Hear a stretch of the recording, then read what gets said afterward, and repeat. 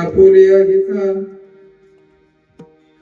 जो असे जागता धन्य माता पिता तयाचिया पुढे कन्या पुत्र होती जे सात्विक तयाचा हरिक वाटे देवा गीता भागवत करीती श्रवण अखंड चिंतन विठोबाचे पुढे कन्या पुत्र होती जे सात्विक तयाचा हरिक वाटे देवा तुका म्हणे मज घडो त्यांची सेवा तरी माझ्या दैवा पार नाही कुळी कन्या पुत्र होती जे सात्विक तयाचा हरिक वाटे देवा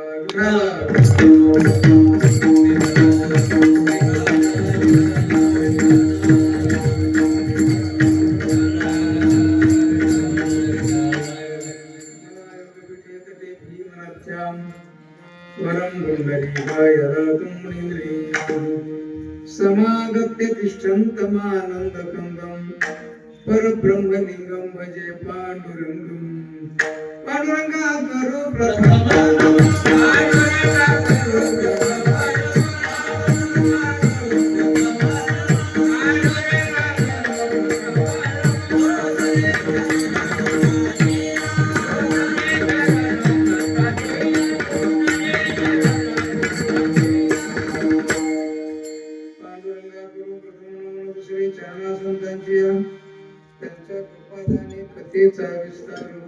बाबाजी सद्गुरुदास तुका ओम नमो ज्ञानेश्वर करुणाकरा दयाळा तुमचा लादलो पावन झालो चराचरी काय माझी वाणी वाणी संतांशी करंजवू चित्राशी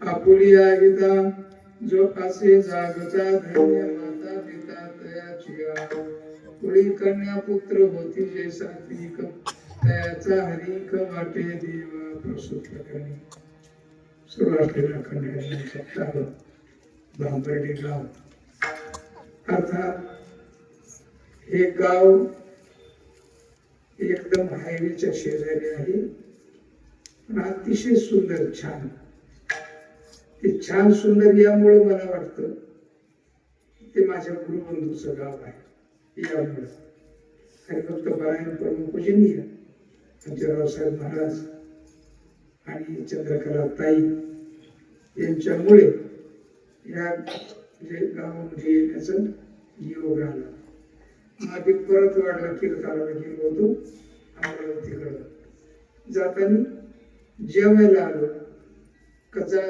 तिकडून आल्यावर जेवायला येताना जेवायला थांबलो आणि जेवण करून जायचं होतं महाराज आले महाराजांचं नाव भीमराज महाराज काळे जेवायला माताईने बोलवलं त्यांना ते आले ते म्हटले एक तारीखच घेऊन टाका ना तुम्ही योगायोग मला शेगावला जायचं होतं त्या दृष्टिकोनातून मी लगेचच हो म्हटलो आणि शेवेला येऊन पोहोचलेलो आहे विठाला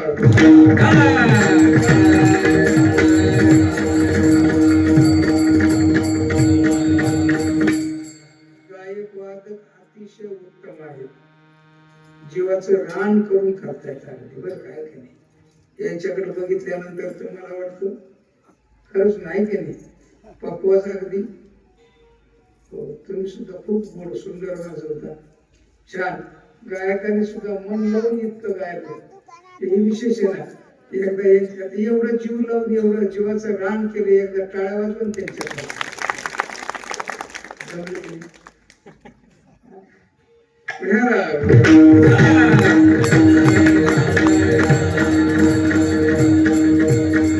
अभंग जवळपास परिचयाचा आहे सर्वांच्या सरासरी रात्री झालाय का प्रवचन झालं कोणी घेतलं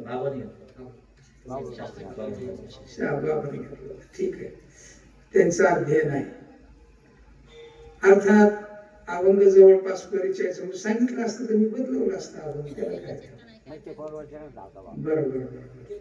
नाही पण प्रवचनात इतके लोक नसतील, होते इतके ज्यादा होते का, मग प्रवचनच केलेलं बरं आहे. वा विठाला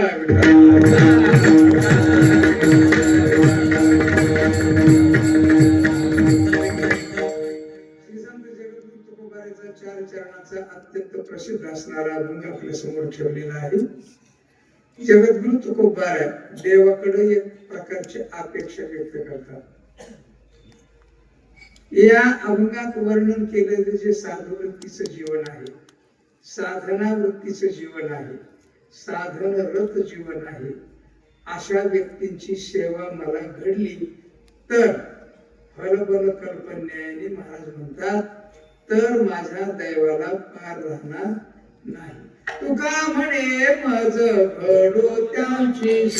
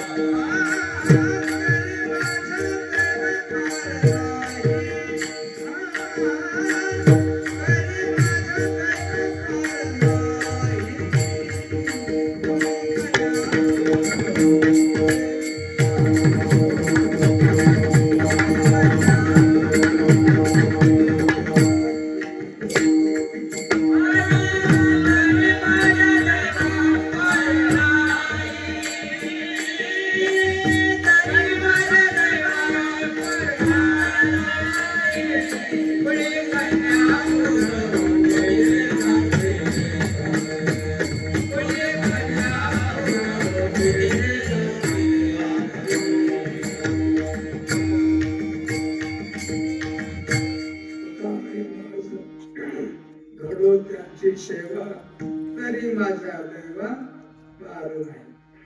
अपेक्षा आहे आणि जर ती अपेक्षा पूर्ण झाली तर मी असं समजेन की माझ्या दैवाला पार राहिलेला नाही. दैव शब्दाचा अर्थ पुण्य असा येतो. काय पुण्य, माणसाकडे पुण्य असावं लागतं बरं का. अनंत वस्तू प्राप्त होण्याचं अनंत प्रकारचं पुण्य आहे.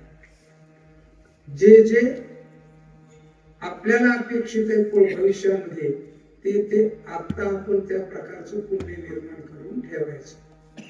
पुण्य असायला पाहिजे. पुण्य असेल ना तरच ही गोष्ट घडते, नाही तर घडत नाही. तरी तर याला फलबल कल्पना म्हणतात. जर घडेल तर माझ्या दैवाला पार नाही, पुण्य पाहिजे. गंमत अशी आहे, महाराजांनी चिंतन करताना असं केले, म्हटले तुम्ही आहे ना पुण्यवंत जर व्हायचं ठरवलं तर होऊ शकता. माणसाने श्रीमंत व्हायचं ठरवलं तर होतं का? नाही, तुम्ही ठरवलं नाही का श्रीमंत व्हायचं म्हणून? तुम्ही ठरवलं नाही का? हे ठरवलं आपण, हजारदा ठरवलं. आता आपल्याला श्रीमंत व्हायचं. किती? इतकं श्रीमंत व्हायचं, इतकं श्रीमंत व्हायचं की आपल्यापेक्षा कोणी श्रीमंत नाही पाहिजे जगात. पण होऊ शकतो का? श्रीमंत व्हायचं ठरवलं तर होऊ शकत नाही, पण पुण्यवान व्हायचं ठरवलं तर होऊ शकतो की नाही? गोष्ट काय?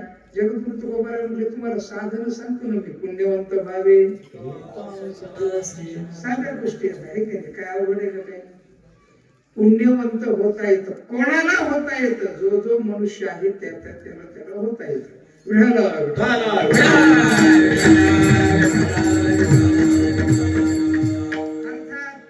पुण्यवंत व्हायचं ठरवलं तर होता येतं. आता आपल्याला काय व्हावं वाटतं तो भाग निर्णय.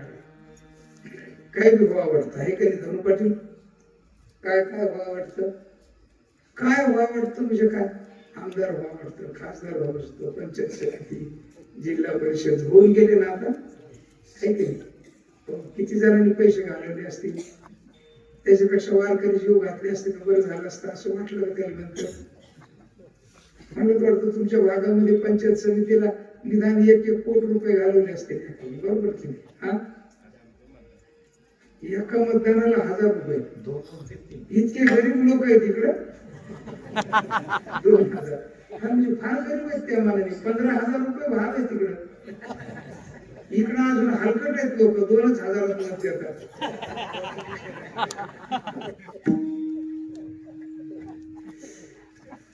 सगळ्यात मोठी वाईट गोष्ट आहे खंत आहे. उमेदवाराला पैसे वाटायची सवय झाली आणि मतदाराला घ्यायची सवय झाली. कामाच्या नावाचा पत्ता जबाब विचारायचा प्रश्न नाही राहिला. कारण पैसे घेतले की तुम्ही बिंदे झाले. तुम्ही पैसे विचार, त्याला काम विचारायचं नाही आणि त्याने तुम्हाला परत विचारायचं नाही, काही नाही. फक्त त्या का पैसे वाटून हात जोडावं लागतात त्याला, एवढीच जरा वाईट गोष्ट आहे, दुसरं काही काही नाही. पैसे देऊन सुद्धा बर का, बर का, काही नाही, बर का, हात जोड आहे की नाही. हो, ते तेवढ्या पुरता जोडतो, नंतर हात जोडत नाही. म्हणजे येताना निवडणुकीला उभं राहिल्यावर दास मारुती आणि निवडून आल्यावर वीर मारुती हातात घेतले, आहे की नाही. हो,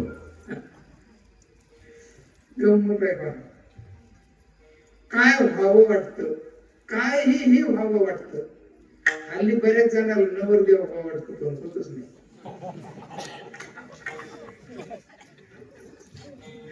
तुमचं झाले का प्रश्न मिटले?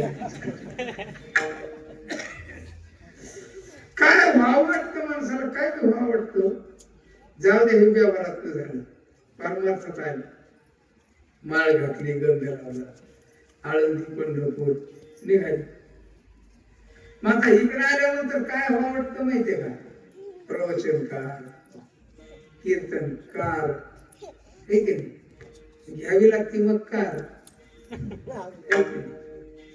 त्याच्यानंतर वादक, त्याच्यानंतर गायक, हे व्हावं वाटतं. मुक्त व्हावं वाटतं, पुण्यवान व्हावं वाटतं. असं माणूस भेटतो का तुम्हाला सांगायला? भेटतो का? अवघड. संसारात तर नाही भेटत, सोडून द्या, पण परमार्थात आल्यानंतर सुद्धा मी पुण्यवान व्हावं. आता पुण्य आणि पाप या 2 गोष्टी येतात. पाप शब्दाचा अर्थ काय आहे आपल्याला अभंगात संपूर्ण बोलायचंय ना, त्या दृष्टिकोनातून. पाप शब्दाचा अर्थ काय? खोटं बोलणं. पाप शब्दाचा अर्थ काय? पाप, खोटं बोलणं, हे की नाही. हो, त्या पंचीकरण नावाचा अतिशय छोटा ग्रंथ आहे. त्याच्या समाप्तीला एक श्लोक लिहिलाय त्याने. म्हटले, मी देह आहे असं म्हटलं की पाप होतं. त्याचं कारण काय? खोटं बोललं की पाप होतं. हे खरं आहे का? खोटं आहे. देह आपण आहोत का? पेटी मस्त. देह आपण आहोत का? देह मी म्हणतो की नाही, खोट आहे की नाही. खोटं बोलले की काय होत असतं? एवढं जरी कळालं आपल्याला तरी आपण खरं बोलायला सुरुवात करू, आहे की नाही. देह मी आहे का? मी देह आहे का? बर, मी आलो म्हणजे काय देहाला धरून म्हणतो का आत्म्याला धरून बोलतो? आत्म्याला धरून बोलतो, पण देहाला धरून बोलतो की नाही? नुसतं आत्म्याचं बोलतो का? मी म्हणजे आत्मा आलो असं म्हणतो का? आणि मी म्हणजे आत्मा म्हटलं तर मग हल्ली हिंदी भाषेत आत्मा शब्दाचा अर्थ भूत होईल, दरवाजा उघडणार नाही. त्याचा दुसरा अर्थ असा आहे की खोटं बोललं की पाप होतं आणि खरं बोललं की पुण्य होतं. महाराज हीच गोष्ट अभंगात सांगतायत.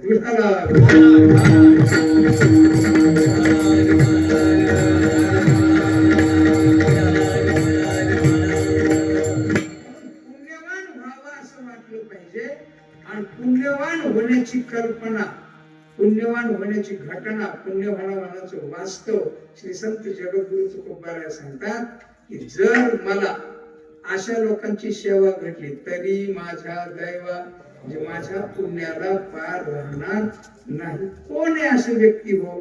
जगद्गुरु तुकोबाराय सांगतात, आपली अहिता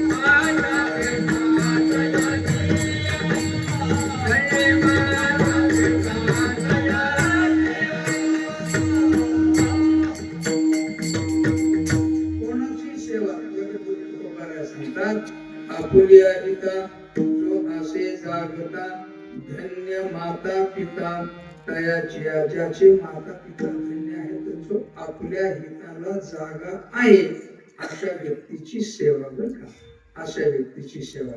आता गंमत बघा, आपलं हित, हित शब्दाचा अर्थ निश्चित झाला पाहिजे पहिल्यांदा. गंमत बघा, वेद, शास्त्र, पुराण आणि संत वाङ्मय हे ज्याला हित म्हणतात ना, ती गोष्ट म्हणजे केवळ आणि केवळ आत्मप्राप्ती होणं, आत्मसिद्धी प्राप्ती होणं, किंबहुना आत्मस्वरूपाचं प्रत्यक्ष ज्ञान होणं, यालाच हित शब्दाचा प्रयोग केलेला आहे.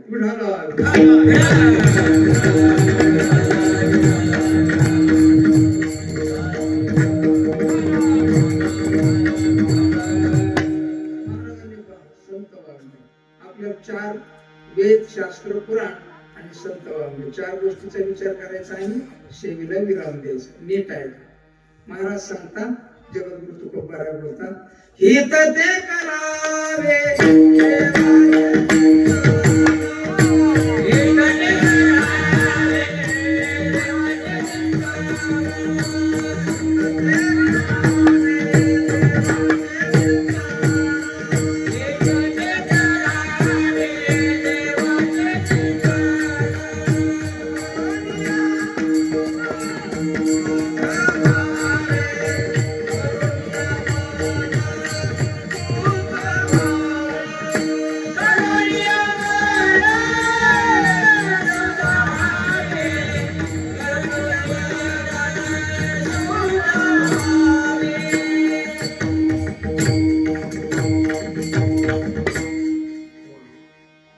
ते करावे देवाचे चिंतन. हित शब्दाचा अर्थ काय? आत्मचिंतन, ब्रह्मचिंतन. आपण आपल्या स्वस्वरूपाला प्राप्त होणं म्हणजे हित. यापेक्षा दुसरं काहीही हित नावाची गोष्ट नाही. आता आपण कशाला हित म्हणतो? आपण ज्या गोष्टी आपल्या नाहीत त्या आपल्याशा करून घेणं, याला काय म्हणतो आपण? हित. आहे की नाही? शेजारचं तुकडं विकायला निघालं, घेतलंच पाहिजे. शेजारचं घर विकायला निघालं, दुसऱ्याला घेऊ दिलं नाही पाहिजे, आपणच घेतलं पाहिजे. आहे की नाही? हो, मग त्याच्याकरता काही बी कुठाने करायची पाळी आली तरी सुद्धा चालेल. याला हित म्हणतो आपण. हे हित नाही, मग काय?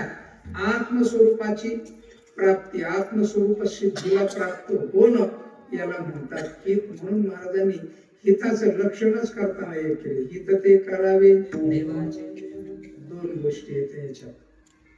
एक आहे अन्वय आणि एक आहे व्यतिरेक. अन्वय आहे देवाचं चिंतन आणि व्यतिरेक आहे दंभाला दूर ठेवणं. हित व्हावे तरी काय करायचं? दंभ दूर ठेवणं. हो, मनुष्य परमार्थाला लागला, हिताकरता प्रयत्न करू लागला, दंभामध्ये गुंतला आणि हित त्याचं सगळं सोडून मोडून गेलं, नष्ट झालं. याकरता व्यतिरेक आहे एक आणि एक आहे अन्वय. अन्वयाने काय? देवाचे चिंतन. आता देवाचं चिंतन म्हणजे नेमकं देव कोणता? देव कोणता? इथं मोघम शब्द प्रयोग केला. मसोबा का बिरोबा का खंडोबा का कोणचा नेमका देव आहे की नाही? आपल्या कोपऱ्यावर बेताळ आहे त्याचं कोणचा नेमका देव? कुठल्या देवाचं चिंतन करायचं? भगवान सांगतात एको नैकं सवक्कं किं यत्तत्पदमनुत्तमं लोकबन्धुर्लोकनाथो माधवो भक्तवत्सलः. एको एक आहे. आणि वेद श्रुती सांगताना सांगते एको देव सर्वभूतेषु गूढः. देव कोण आहे?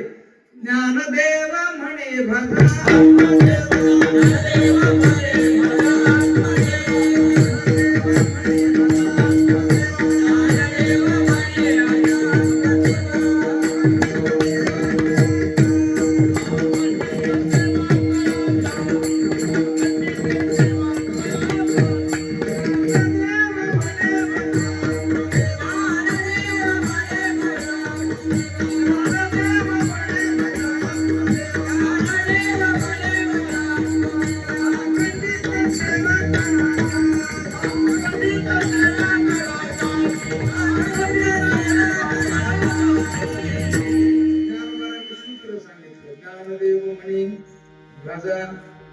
आत्मदेवा. ज्ञानोबा म्हणतात एक मिनिट इकडे बघ. ज्ञानोबा म्हणतात आत्मदेवाला भजा द्या. काय द्या म्हणते? ज्ञानदेवाने भजा आत्मदेव आहे की नाही? हो. भजा शब्दाचा अर्थ काय? भजा भज सेवायम अर्थामध्ये येणारा शब्द. म्हणजे काय? सेवा काय करायची?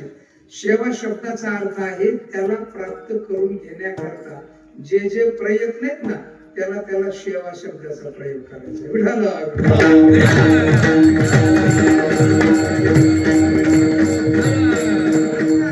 संत वाङ्मयाने हिताचा विचार करताना हिताचा सिद्धांत सांगितला. देवाचं चिंतन. देव कोण? तर एकच आहे. कोणता एक? सर्वांच्या आत बाहेर असलेला जो देव. हो, आहे की नाही? मास्तर तुमच्यात आत्मा आहे की नाही? हा, माझ्यात आहे की नाही? तुमच्यात माझ्यात आत्मा आहे आणि महिलांमध्ये आत्मी आहे. मग त्याला बाई कसं काय म्हणतात? नाही, हे बरोबर काय असेल ते आहे बघ. आत्मा एकच आहे. आत्मा आत्मी असा भेद नाही. मग आत्माच आहे. मग स्त्री सुद्धा आत्मस्वरूपाला प्राप्त करून घेऊ शकते आणि पुरुष सुद्धा आत्मस्वरूपाला प्राप्त करू. आणि आत्मस्वरूपाला प्राप्त होणं यालाच तर हित शब्दाचा प्रयोग संतांनी केला. ज्ञानदेव म्हणे भजा आत्मदेवा. आले लक्षात? आता बघा, संत वाङ्मयाने निर्णय दिला आत्मदेवाचं भजन करणं, आत्मदेवाला प्राप्त होणं याला काय म्हणायचं? हित. आता वेदाला विचारलं. कोणाला? वेदाला. वेद महाराज हित म्हणजे नेमकं काय? हो, वेद सांगतात आवारे द्रष्टव्यः श्रोतव्यः निधिध्यासितव्यः मंतव्यः. अर्थात आत्मावारे आत्मा बघणं, आत्म्याचं चिंतन, आत्म्याचं श्रवण, आत्म्याचं निधी ध्यासन. बरं का? हो, म्हणून वेदाने सांगितलं उत्तिष्ठ, उठ, जागा हो उत्तिष्ठ जागृत, उठ जागा हो आणि शेजारच्याचा बांध कोर, असं सांगितलं का? उठ जागा हो, उत्तिष्ठ जागृत, प्राप्य वरांनी बोधत, जे आत्मस्वरूप आहे त्या आत्मस्वरूपाला प्राप्त करून घेण्याचा प्रयत्न कर, याला म्हणतात हित. विठ्ठल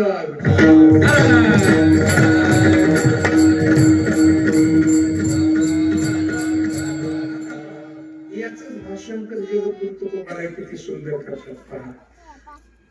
बोलावा विठ्ठल, पाहावा विठ्ठल,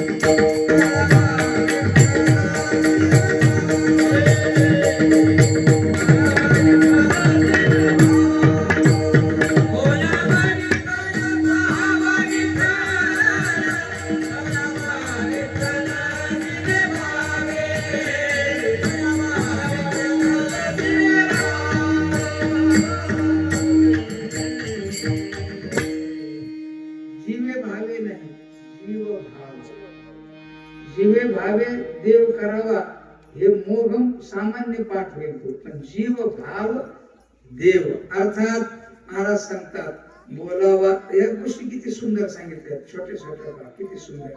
बोलावा विठ्ठल कर्म आहे, पहावा विठ्ठल उपासना आहे, करावा विठ्ठल जीव भाव ज्ञान आहे.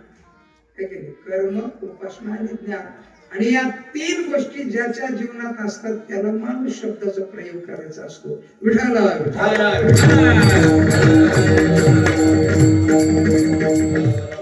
आहे की नाही, कृतीशिवाय आहे का काही? तुम्हाला हास उचलावं लागेल, तोंडात घालावं लागेल, चावावं लागेल. कृतीच आहे की नाही? कृती आहे. हो, उपासना आहे, परमात्म्याच्या स्वरूपाचं चिंतन करणं, पहावा विठ्ठल उपासना आहे. आणि ज्ञान काय? जीव भाव, म्हणजे जीवत्व दशा. जीव भाव शब्दाचा अर्थ जीवत्व दशा. काय करायची? तर ती विठ्ठल करायची. करावा विठ्ठल जीव भाव, जीव भाव विठ्ठल करावा. हो, अर्थात कर्म, उपासना आणि ज्ञान जर आपल्या जीवनामध्ये या गोष्टी केल्या तर वेद आज्ञा पालन केले असा दुसरा अर्थ होतो त्याचा.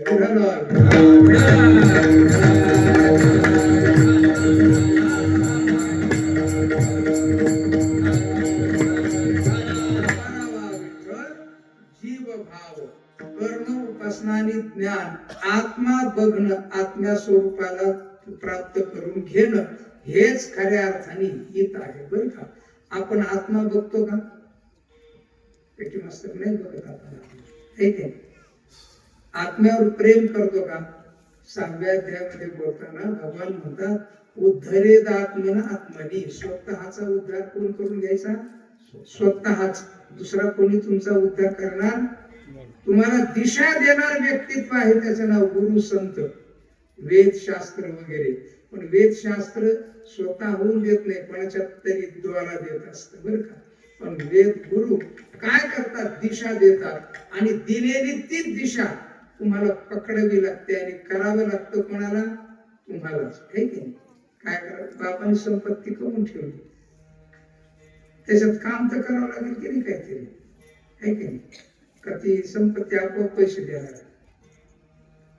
नाही देणार. याचा अर्थ तुम्हाला काहीतरी करावं लागेल, कृती करा. म्हणजे तुम्हाला कृती करावी लागते स्वतःला, तर आणि तरच, नाही तर तुम्हाला तुमचं काहीही प्राप्त होत नसतं. विठाला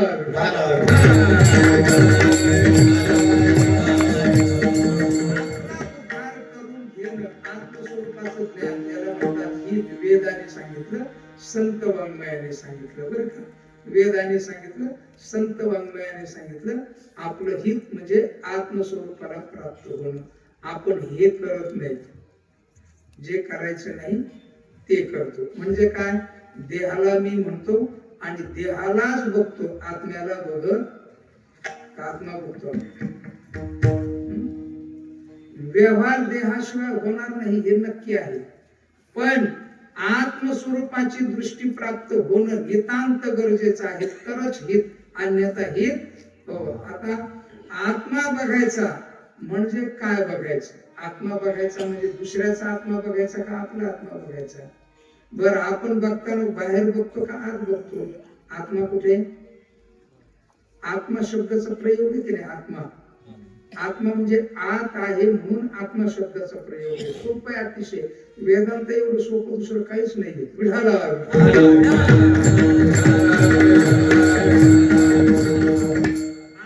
आत्मा शब्दाचा प्रयोग केला जातो. कुठे आहे? आतमध्ये आहे. आपण आत बघतो का बाहेर बघतो? बाहेर बघतो. आणि बाहेर आत्मा बघितल्याने विश्व सापडणार आहे का? नाही. आत जावं लागेल. तिला काय करावं लागेल? अंतर्मुख करावं लागेल. तिला आत न्यावं लागेल. बरं का? कसं? ते आमची गुरुजी एक गोष्ट सांगायची. म्हणे बैलाला पाणी प्यायचे, मोठीला धरलेले बैल. कशाला धरलेले बैल? कोणचे बैल?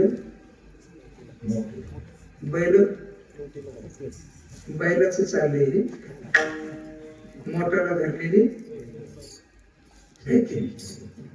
त्यांना पाणी प्यायचे. आता मोठ कशी असते बरं आहे ना माहिती द्या का नाही? मोठ अशी जाती माग अशी येतात. त्यांना जर पाणी प्यायचंय तर त्यांना काय करावं लागेल? तोंड इकडे करावं लागेल का तिकडे तोंड करून पिता येईल? करावं लागलं पाणी इकडे तोंड करावं लागेल, आहे की नाही? तसं आपल्याला आपल्या आत्मसुखाला प्राप्त व्हायचे, आपल्याला तोंड फिरवावं लागेल की नाही? आपण कुठं पाहतो? आपण पाहतो ते बाहेर पाहतो. आणि पाहतो तर काय पाहतो? तर शरीर पाहतो, दुसरं काही पाहत नाही, आहे की नाही? काय पाहतो? शरीर पाहतो. आत्मा पाहण्याची वृत्ती आपल्याकडे. आमचा एक मित्र आहे, त्यांनी 40-42 पोरी बघितल्या, लग्नच करेल. त्याची आई सावित्राबाई मला म्हटली, अरे ते का लग्न करीन हे तरी विचार करेल. लय पोरी बघितल्यात पण ते काय करेना म्हणे लग्न. मग मी त्याला विचारलं, काय रे अनुभव, काय धोरण आहे? 40-42 पोरी बघितल्या जाऊन आणि काय काय करायचं का नाही? नाही म्हटलं करायचंय, पण आपल्या इच्छेप्रमाणे, आपल्या आवडीप्रमाणे, आपल्या मताप्रमाणे पोरगी पाहिजे. नेमकं कशी पाहिजे तुला सांग. मी हिंडतो इकडे तिकडे, मिळाली ती मिळाली, बघू. हा जुन्या काळातली गोष्ट आहे, आजच्या काळातली नाही बरं का. आजच्या काळात कशी असली तर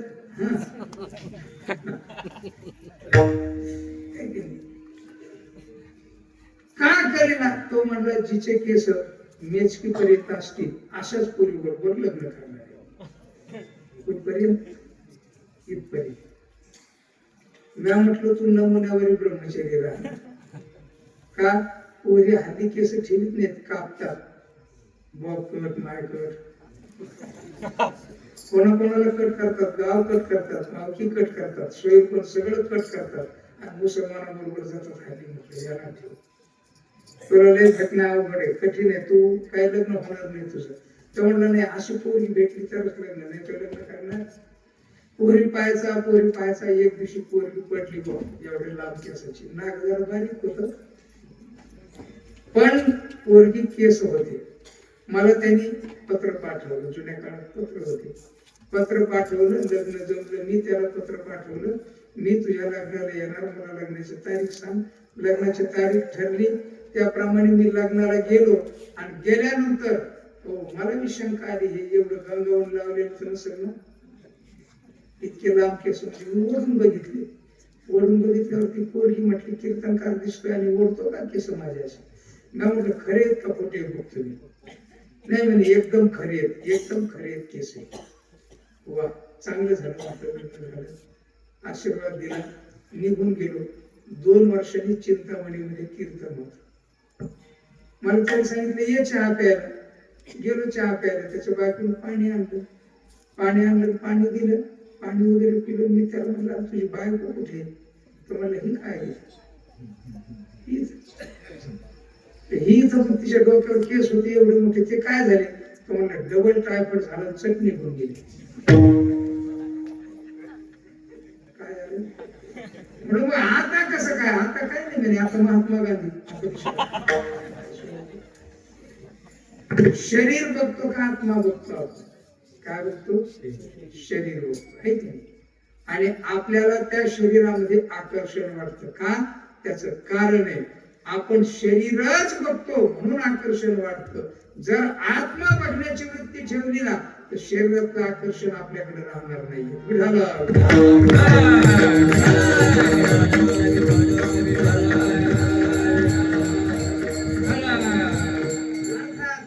शरीरच बघतो म्हणून आमचे गुरुजी म्हणायचे प्रेम आहे ना आपण शरीरावर करतो ज्याचं अस्तित्व नाही. काय प्रेम कशावर करतो आपण? शरीरावर करतो की ज्याचं अस्तित्व नाही, आणि आत्म्यावर करत नाही की ज्याचं अस्तित्व आहे. काय आहे वास्तवात? आत्मस्वरूप आहे आणि शरीर मात्र नाही. किती दिवस राहणार आहे? 80 वर्षापूर्वी होते का तुम्ही? अजून 80 वर्षानंतर राहणार आहेत का? 80 जागेवर काय सांगता येत नाही. कीर्तन होईपर्यंत कोणाचा कार्यक्रम होईल सांगता येत ठीक आहे.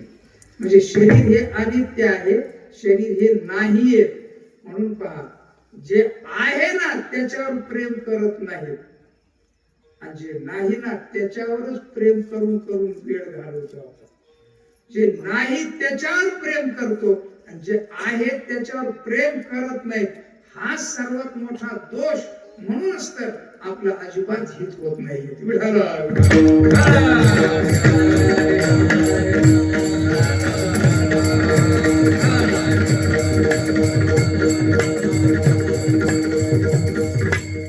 अर्थात आत्मस्वरूपाला प्राप्त होणं एवढंच हित आहे, यापेक्षा दुसरं काहीही हित नाही.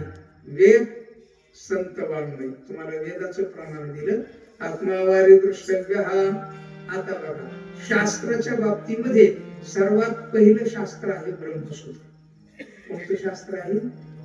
ब्रह्मसूत्र.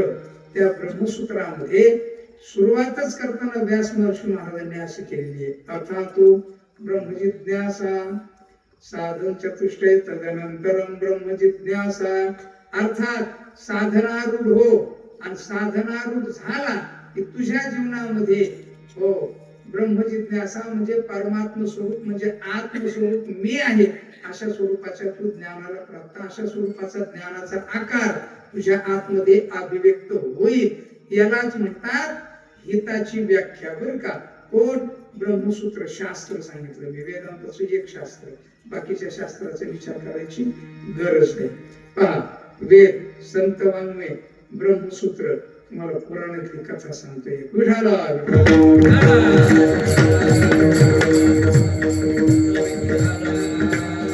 पुराण कथेचं तात्पर्य काढायचं. हित कशाला म्हणतात? ब्रह्मकाशी राजा परीक्षिती. परीक्षिती शब्दाचा अर्थ आहे परह इक्षति इति परीक्षिती. परह पलीकडचं बघतो. परीक्षितीचे अर्थ दोन होतात. परीक्षण असाही अर्थ होतो, पण परीक्षिती परह इक्षति. इक्षति म्हणजे पाहणे, पलीकडचं पाहतो त्याला परीक्षिती म्हणतात. कशाच्या पलीकडचं पाहतो? देहाच्या पलीकडचं पाहतो. बरं का? जगाच्या पलीकडचं पाहतो, मायेच्या पलीकडचं पाहतो, त्याला काय म्हणतात? परीक्षिती. हा परीक्षिती इतका भाग्यवान की याच्या एवढा भाग इथं भागवतकार बसलेले येतं. त्यांना ते कथाही माहितीच. याच्यामुळे सगळी भागवत कथा आहे. ही तर मोठी गंमत आहे. त्या परीक्षितीला हो किती भाग्यवान. ज्या वेळेला परीक्षिती गर्भात होता ना त्यावेळेला अश्वत्थाम्याने ब्रह्मसूत्र सोडलं. कशा करता? पांडवांचा वंश नष्ट करायचा याकरता.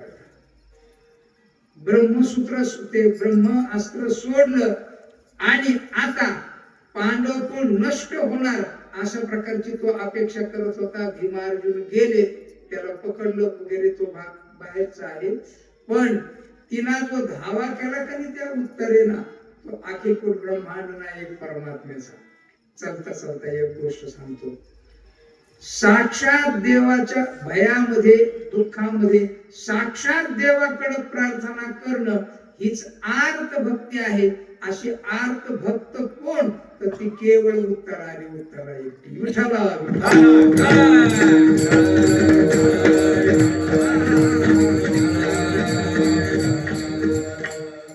अर्थात परमात्मा गर्भात गेले आणि सुदर्शन सुदर्शनाने त्या ब्रह्मास्त्रापासून परीक्षितीचे काय केलं, संरक्षण केलं. अर्थात गर्भामध्येच देवाने त्याला दर्शन दिलं, सगुण दर्शन, सगुण साकार दर्शन, चतुर्भुज रूपाचं दर्शन परीक्षितीला गर्भातच दिलं. इतका भाग्यवान माणूस बरं का. आता पांडव किती पवित्र आणि पांडव किती पवित्र, आणि त्या पवित्र पांडवांच्या अभिमन्यूच्या पोटामध्ये, अभिमन्यूच्या पोटी आणि उत्तरेच्या पोटामध्ये असलेला गर्भ कोण, तर हा परीक्षिती. आणि पोटामध्ये त्याला साक्षात परमात्मा कृष्णाने भेट दिली, संरक्षण केलं, आणि तो जन्माला आला. जन्माला आल्यानंतर हसत नव्हता, नुसता बघायचा, इकडं तिकडं बघायचं सगळीकडे. लोकांना चिंता पडली, पोरग रडणं म्हणजे हे वेडे कशा नाही काय कळत नाही. लोक किती हुशार आहेत पहा. पोरग जन्मले रडलं तर शहाणं समजतात. काय समजतात, कसं झालं, रडल्यावर. म्हणजे लोक इतके नालायक आहेत की माणसं रडलीच पाहिजे, याच्यावरच फक्त ध्यान, त्याच्यापेक्षा दुसरं. परीक्षित रडे ना, काय बघत, नुसतं बघत राहिला. हो, तो काय बघत होता माहितीये का, मला ज्यांनी वाचवलं, मला ज्यांनी दर्शन दिलं, मला जो सगळीकडून संरक्षण करीत होता, तो कुठे इथं दिसत नाही, धोरण काय आहे. परमात्मा बघितल्याने हसायला लागला बर का. तो परीक्षिती एकदम सात्विक, एकदम चांगला, एकदम सुंदर पांडव कुळातला, पण शिकारीला गेला. गेल्यानंतर ऋषी ध्यानस्थ बसले होते, आश्रमात गेला. पाणी मागितलं, कोणी उत्तर दिलं नाही, प्रतिसाद मिळाला नाही. भयंकर राग आला, अहंकार असतो. इतका अहंकार, इतका अहंकार. 8-10 दिवसापूर्वी माझ्याकडे एक कीर्तन करायला आणि गादी टाकलेली होती, त्या गादीवर आसन टाकलं नाही म्हणून ती निघून गेली राग. कळलं का तुम्हाला? काय त्या गादी होतीच, फक्त गादीवर एक छोटं आसन टाकायला पाहिजे होतं आणि मला बसायला आसन टाकलं नाही म्हणून रागाने गेले. बरं, गादीवर बसले असते काय पोळत असतं का? गंमत किती, अहंकार प्रचंड. मी आणि एवढा मोठा, आणि मला नाही बसायला टाकलं. हो, आणि ते हा अहंकार आहे ना माणसाला अतिशय वाईट. मग अहंकार कसा असतात, शरीराचा अहंकार. कशाचा अहंकार, ज्ञानाचा अहंकार. कशाचा अहंकार, संपत्तीचा अहंकार. राजाच सुंदर आणि कुलवान, त्याने ना अतिशय राग आला. तिथं सर्प पडला होता एक मेलेला, मारून टाकलेला. तो होता तक्षक जातीचा साप. कुठल्या जातीचा साप होता? तक्षक. वासुकी वगैरे हे जे सापाचे प्रकार आहेत ना, तसा हा तक्षक. मनियार किल्ल्यात जसे असतात तसा हा तक्षक नावाच्या जातीचा साप, अत्यंत तीक्ष्ण असलेला. तो पडलेला होता मेलेला. तो बाणाच्या टोकाने उचलवला, गळ्यात टाकला आणि गळ्यात टाकून निघून गेले. शृंग ऋषी आले, बघितलं आपल्या बापाच्या गळ्यामध्ये सर्प टाकलाय. कोणी टाकलाय विचार न करता हातात पाणी घेतलं आणि त्यांनी शाप दिला की ज्याने हा सर्प टाकला, याच जातीचा सर्प याला दंश करील आणि हा मरेल. पाणी सोडलं. वडिलांना जाग आली, वडील उत्थान झाले. उत्थान झाल्यानंतर लक्षात आला हा प्रकार. त्यांनी सांगितलं असं नाही. हा राजा अत्यंत सात्विक, पण ह्याच्याकडून असं घडलं का? त्याचं कारण असं की त्या दिवशी तो जरासंधाचा मुकुट घालून गेला होता. बरोबर आहे ना? जरासंधाचा मुकुट. कोणाचा? जरासंध. हो, हे जरासंध, शिशुपाल हे लय मित्र मंडळी. दुष्ट एकत्र राहतात म्हणून ताकद वाढते बरं का. आता मुसलमान कमी आहेत का आपण कमी आहेत? कमी आहेत की नाही? पण घाबरतो का आपण का ते घाबरतात? आपण काय घाबरतो? आपण मूर्ख आहेत आणि एकत्र नाही येत, एवढंच त्याचा अर्थ आहे. दुसरं काय करायचं आहे की नाही? आपण एकत्र येऊ कधी? ज्या वेळेला हा देश त्यांच्या ताब्यात जाईल त्यावेळेला. त्याशिवाय आपण एकत्र एक जण म्हणतो नाही त्यांना अधिकार नाही. त्यांना अधिकार नाही तर तू तुझी पोरगी दे ना, तू तुझी. आमची काय हरकत आहे त्याला? काय नाही. पण लव जिहादला बंदी कर ना, काय हरकत आहे त्याला? एक होणं अत्यंत अवघड आहे. दुष्ट एकत्र सगळे, जरासंध वगैरे वगैरे. तो जरासंधाचा ज्या वेळेला भीमाने मारलं जरासंधाला, त्यावेळेला तो मुकुट होता अतिशय सुंदर. भीमाने आपल्या हातात घेतला आणि सहज घेऊन आला आणि तो यांच्या स्वर्णगारामध्ये पडलेला होता मुकुट. आणि हा परीक्षित निघाला, बघितलं त्याने मुकुट लय सुंदर आहे, छान आहे बा हा मुकुट. म्हणून जरासंधाचा मुकुट घातला तर डोकं इतकं बिघडलं. काय जरासंधाचा मुकुट घातला तर डोकं इतकं बिघडलं. परिणाम ऋषीच्या गळ्यामध्ये सर्प टाकला आणि घरी गेल्यानंतर मुकुट वगैरे काढला आणि भानावर आला. तस तेवढ्यात ऋषी पुत्र आले, ऋषी शिष्य आले. त्यांनी सांगितलं असा असा शाप शिरून ऋषीने दिलेला आहे, तुम्ही ये ना. तुमच्याकडे 7च दिवस आहेत. 7 दिवसामध्ये तुमचा उद्धार करून घेण्याचा जो मार्ग असेल ना तो तुम्ही अवलंब करा.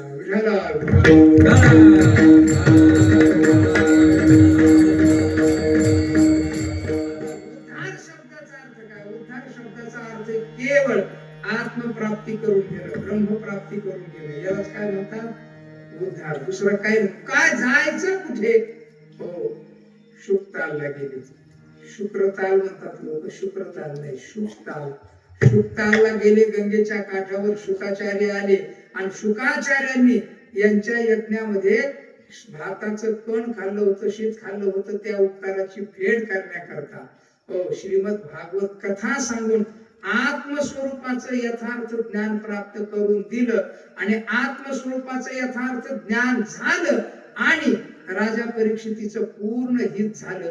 आणि आता आला मृत्यू, थोड्या वेळाने आला तरी सुद्धा चालतो. कारण मरण शरीर वगैरे हे मी काहीही नाही, मी केवळ आत्मा आणि आत्माच आहे असा साधनरत साध्य स्थितीला प्राप्त झालेला जो व्यक्ती, जगद्गुरु तुकोबाराय सांगतात साधनरत होऊन साध्यापर्यंत पोहोचतो ना, असा जो जागा व्यक्ती त्याला म्हणतात आपुलिया हिता. त्याला काय म्हणतात आपुलिया हिता, जो असे जागता. अर्थात जागता म्हणजे साधनरत. आता साधनामध्ये अनंत साधन आहेत, विवेक वैराग्याची साधन आहेत, भगवत नामचिंतन हे साधन आहे. आणि सगळ्या गोष्टी जर आपल्याला प्राप्त व्हायच्या झाल्या ना तर केवळ भगवत चिंतनाने होत असतात. विष्णू सहस्रनामामध्ये भगवान भीष्माचार्य सांगतात विठाला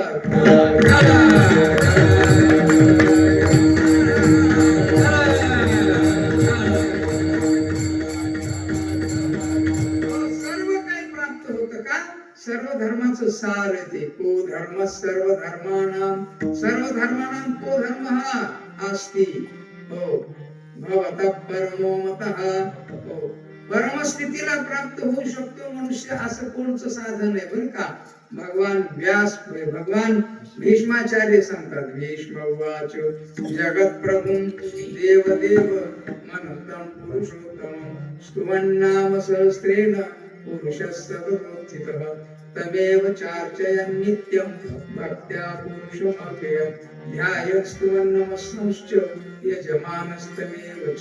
असं विष्णू सहस्रनाम म्हणजे 1000 नाव म्हणजे देवाचं नामचिंतन. महाराज सांगतात जे तुम्हाला करायचंय, जे जे अपेक्षित आहे ना ते सगळं नामे या विठ्ठले एकाची या बरं का.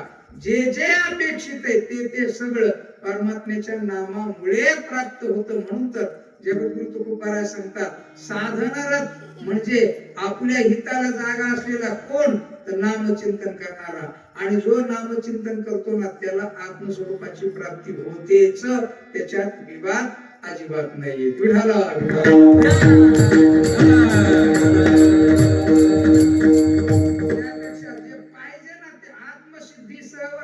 सकळ सिद्धी प्राप्त होतात त्या केवळ आणि केवळ एका नामचिंतनाने. जगद्गुरु तुकोबाराय सांगतात विठ्ठला मुझे जीवन, विठ्ठला मुझे जीवन, आगमनी गमाचे स्थान, आगमनी गमाचे स्थान, विठ्ठल सिद्धीचे साधन, विठ्ठल सिद्धीचे साधन, विठ्ठल घाल विसावा, विठ्ठल घाल विसावा, विठ्ठल तुझे देव, विठ्ठल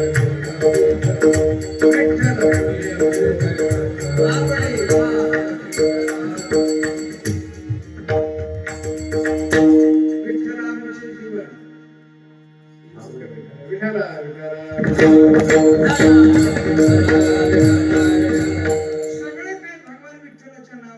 प्राप्त होता आपण रोज जप केला पाहिजे. किती केला पाहिजे? कमीत कमी 10,000. किती? 10. नाही 10,000, निदान 5,000. नाही 5,000, निदान 2,500. नाही 2,500, निदान 1.25. नाही 1.25, निदान म्हणा ना त्याच्याने 75 केली. नाही निदान 50, नाही तेवढं निदान 10, नाही निदान 5 माळी, निदान 2 माळी, निदान 1 माळी. आणि 1 माळी बी करत नसेल तर त्यांनी फाशी घ्यायची. काय घ्यायची? त्यांनी फाशी घ्यायची. आणि ते घेत नसेल तर आपण त्याला द्यायची. कुणाचा आरोप लागला तरी चालेल का? असं जगून तरी काय? पृथ्वीवरी पाषाण नसती काय?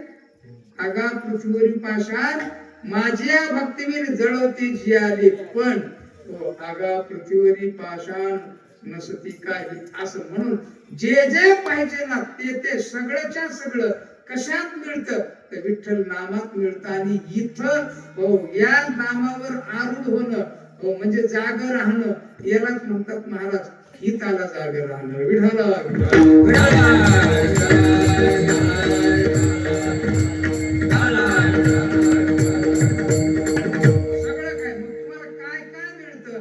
आत्मसिद्धी तर मिळतेच, पण अनंत पुण्य मिळतं.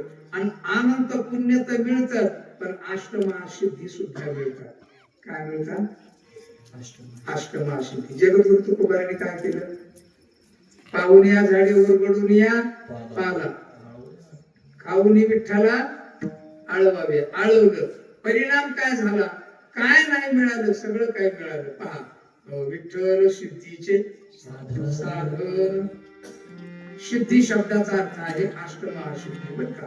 आणि या अष्टमहासिद्धी त्यांना प्राप्त होत्या. कोणाला? न वजता दुडी दवडीता. हाकलल्या तरी जात नसते. अष्टमहासिद्धी वळगती द्वारी, न वजती दुडी दवडीता. हाकलल्या तरी जात नव्हत्या. तुम्ही म्हणता काय गप्पा सांगता? त्यांच्या घरात अन्न खायला नव्हतं आणि अष्टमहासिद्धी सांगता. अष्टमहासिद्धी होते. तुम्हाला गोष्ट माहिती आहे ना? शाप फकीरांनी रामेश्वर भट्टाला शाप दिला, डुबते रहो. कथा माहिती आहे ना? जांभळ्या वेळी आता जांभळ्या खूप पिवळ्या व्हायला लागल्या म्हणा. संपवणार आता तुम्ही माहिती ना गोष्ट जे करायची माहिती की नाही? अनगड शाह फकीराची 1 मिनिटात सांगतो. रामेश्वर भट्टाची विहीर, अनगड शाहची विहीर होती आणि त्याच विहिरीचं फक्त पाणी तो पूजेला वापरायचं. पूजेच्या पाण्याच्या विहिरीमध्ये रामेश्वर भट्टाने उडी टाकली आणि उडी टाकल्यानंतर शिष्याने जाऊन सांगितलं अनगड शहाला, म्हटले अमुक अमुक कोणतरी ब्राह्मण आपल्या विहिरीमध्ये पोहतो आहे. अनगड शहाने तिथून शाप दिला, डुबते रहो. बाहेर आला की अंगाचा आग व्हायची, अंग दहावायचा, असा प्रचंड दहावायचा. काय करावं काय करावं काय करावं? बाहेर निघता येणार आणि आत किती वेळ थांबणार? शिष्य लोक म्हटले महाराज ज्ञानेश्वर महाराजांचं गाव इथं आळंदी जवळ आहे, चला त्यांची तपश्चर्या करा. ते म्हटले जाऊ कसं तिथपर्यंत? डोक्यावर गाडगं ठेवलं, त्याला छिद्र पाडले, त्याच्यात पाणी टाकायचं, बरं का? बिंदास बिंदास बिंदास. हल्ली खुर्च्याच ठेवावं म्हणून सांगत असतो मी का? बऱ्याच प्रमाणामध्ये गुडघे कामातून गेले लोकांचे. 40ला 40 चष्मा लागायचा, आता 40ला गुडघे खराब झाले. विठाला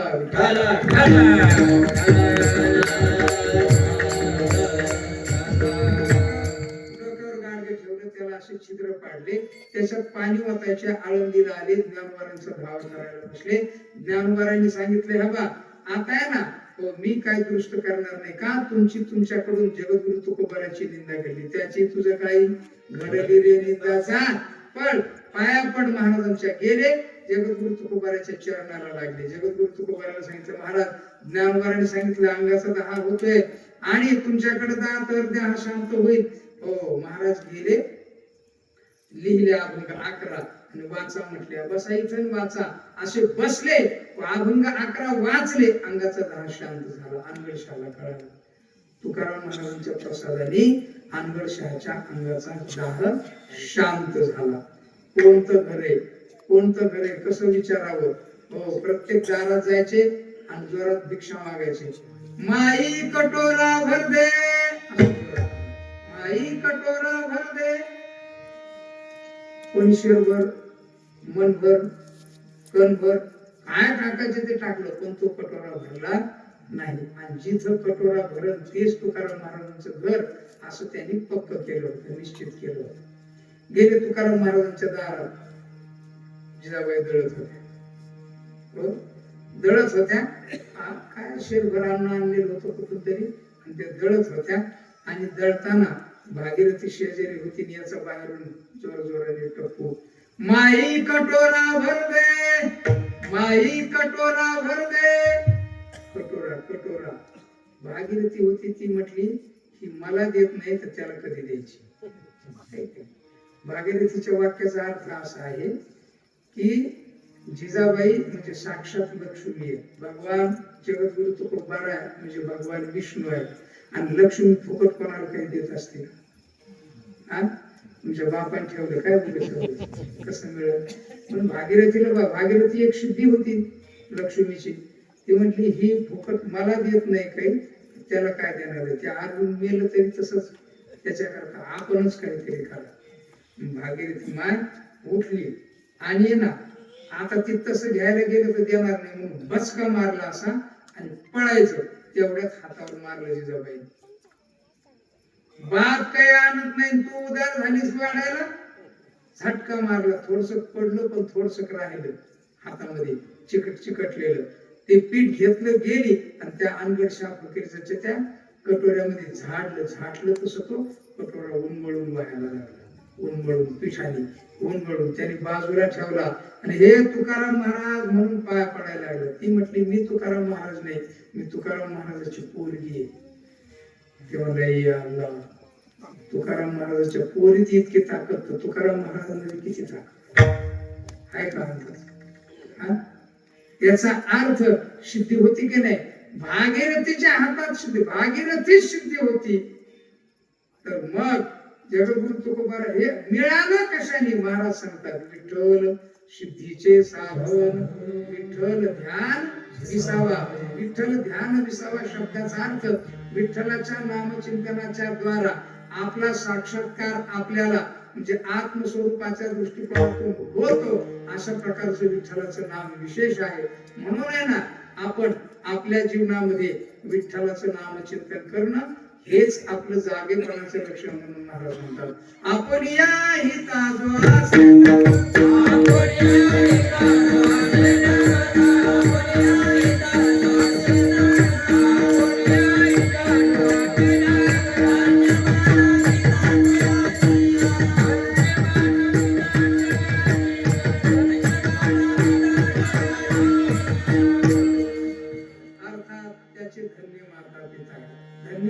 म्हणजे माता पिता शब्दाचा अर्थ डीएनए. बापात जे असतात, आई जे असतात तेच मुलात असतात. कशात असतात? बापात जे, आईचे तेच. हो, कधी कधी नकारात्मक विरोधक भावनेनं भक्ती केली जाते, त्याचा सुद्धा परिणाम सकारात्मक पुत्र होतो. प्रल्हाद हिरण्यकशिपूचा नकारात्मक देव नाही, देव नाही, देव नाही. कोणाचं चिंतन घडलं? देवाचं चिंतन घडलं. कोणाचं? मग तुम्ही देव नाही नाही रोज 100 वेळेला म्हणा, तरी सुद्धा नाही म्हटलं तरी देवाचं चिंतन घडतं. आणि परिणाम आपल्या आतमध्ये एक सकारात्मक वृत्ती होते.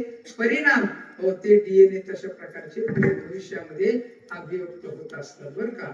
म्हणून किती वाढलं हो देव, जो देव नाही म्हणत होता ना हिरण्यकशिपू, तोच देव विष्णू साक्षात बळीराम म्हणजे बळी राजाच्या दारामध्ये द्वारपाल म्हणून राहिला. ती नकारात्मकता किती सकारात्मकतेमध्ये परिवर्तित झाली. पण ती सकारात्मक म्हणजे परमात्म्याच्या संबंधातली नकारात्मकता अपेक्षित आहे, तर ती इथपर्यंत सकारात्मकतेमध्ये जात असते. म्हणून आपण आहे ना कुठल्या का पद्धतीने देवाचं चिंतन करावं. धन्य माता पिता तयाची या हो महाराज सांगतात. अशाचीच ना पुढे कन्या पुत्र होती जे सात्विक तयाचा हरिक वाटे देवा. आपण असा अर्थ सांगतो आणि तुम्हाला वेळेला शेवक पूर्ण करतो. अभंगाचा अर्थ नीट ऐका एका मिनिटात बरं का. आपुले हिता जो अशी जागता धन्य माता पिता तयाशिया पुढे कन्या पुत्र होती जे सात्विक धन्य माता पिता तयाशिया गीता भागवत करीती श्रवण धन्य माता पिता तयाशिया अखंड चिंतन विठोबाचे धन्य माता पिता तयाशिया असे जे आहेत ना महाराज सांगतात. तुका म्हणे माझ